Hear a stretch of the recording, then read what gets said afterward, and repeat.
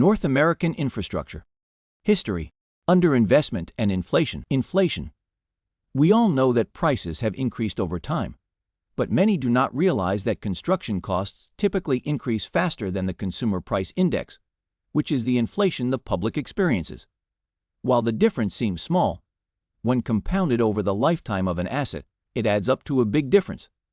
Data from the U.S. Bureau of Labor Statistics and the Turner Construction Cost Index suggest that replacing a 30-year-old asset today will cost more than twice what it did to install, which is double what you would expect if you estimated using general inflation. This means that at the same time underinvestment in maintenance was accelerating your assets' deterioration, the cost to replace them was growing faster than you thought, and your community likely has nowhere near the resources needed to replace all the assets it manages.